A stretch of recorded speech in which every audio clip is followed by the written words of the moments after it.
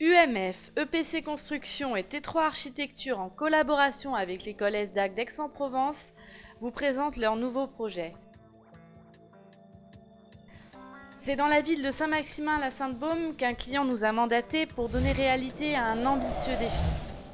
Saint-Maximin, ville chargée d'histoire jusque dans son parti pris architectural, annonce des contraintes urbaines et patrimoniales dont il a fallu prendre compte pour aménager le projet et lui faire prendre sens dans cette ville aux lignes et structures reconnues dans toute la France.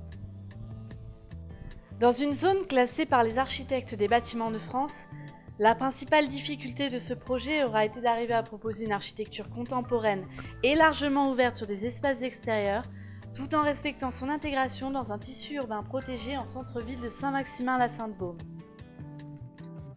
C'est le challenge que nous vous proposons aujourd'hui. La parcelle, non construite jusqu'alors, est orientée nord-sud et bordée de 2 bâtiments existants. Le projet s'alignera en limite de rue et proposera un jardin d'été côté nord.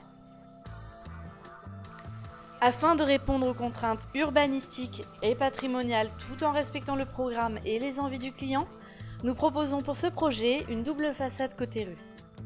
Orientée sud, la première façade que nous avons symboliquement nommée façade théâtre reprendra le style traditionnel constitué d'ouvertures alignées plus hautes que larges, coiffées d'une corniche. La deuxième façade, en retrait de 2,50 m, sera en quasi-totalité vitrée sur un patio d'une douzaine de mètres de hauteur.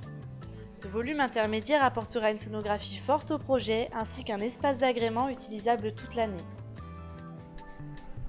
Le bâtiment est distribué par une trame d'escalier répétitive et superposée, bordée d'un mur de terre abanché jouant un rôle symbolique de fil d'Ariane, accompagnant le spectateur dans une ascension graduelle vers l'intime.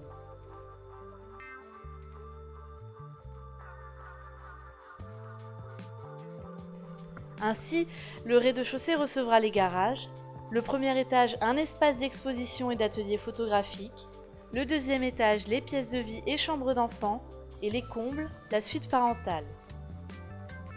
Le mur de terre abanché jouera également un rôle décoratif et symbolique cher aux clients, puisque constitué de terre récupérée sur la parcelle lors des terrassements. De par les capacités absorbantes, le matériau apportera une régulation hygrométrique et donc un confort dans les espaces de vie non négligeable. Les performances énergétiques seront en grande partie obtenues par le patio, qui se comportera comme une véritable serre bioclimatique. En hiver, l'air chaud accumulé en partie haute de la serre sera récupéré par une ventilation double flux, la D-Fly Microwatt de chez Aldes, qui répartira l'air préchauffé dans les pièces de la maison. En été, les surchauffes seront évitées à l'aide des ouvertures de toit auto-nettoyantes et occultées par volets extérieurs de chez Velux. Ces ouvertures seront automatisées par Somfy, de façon à obtenir une ventilation la plus performante possible. Pour améliorer les performances de climatisation, une végétation grimpante sera plantée au niveau rez-de-chaussée de la serre et des brumisateurs à commande manuelle installés en partie haute et basse du volume. Pour les murs périphériques, le choix de la brique monomure aura été fait pour ses caractéristiques thermiques ainsi que son inertie. Pour les planchers, et afin de regrouper performance thermique et facilité de mise en œuvre, les matériaux suivants seront utilisés. Le plancher base sur vide sanitaire sera constitué d'entre vous Isolider 23 avec Ecoréfant de chez KP1. Le plancher haut du garage sera constitué d'entre vous Ourdifix avec complément d'isolation en sous-chape de 82 mm de chez Knauf. Le reste des planchers intermédiaires seront constitués d'entre vous Leader EMS de chez KP1. Deltador se chargera du pack alarme radio et proposera un système sur tablette graphique permettant de prendre en compte la consommation énergétique du projet afin d'informer le client et l'inciter à dépenser moins et mieux. La couverture de toiture se fera en tuiles Galéane 10 de chez Monnier afin de privilégier la facilité de la pose tout en gardant l'aspect traditionnel demandé. EDF Bleu Ciel sera retenu comme fournisseur de courant électrique.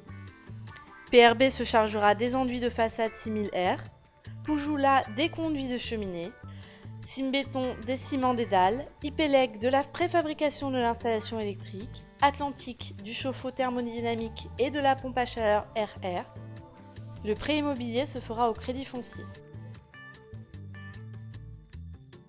EPC Construction, T3 Architecture et l'école ESDAC d'Aix-en-Provence vous remercie de votre attention et espère vous retrouver très prochainement.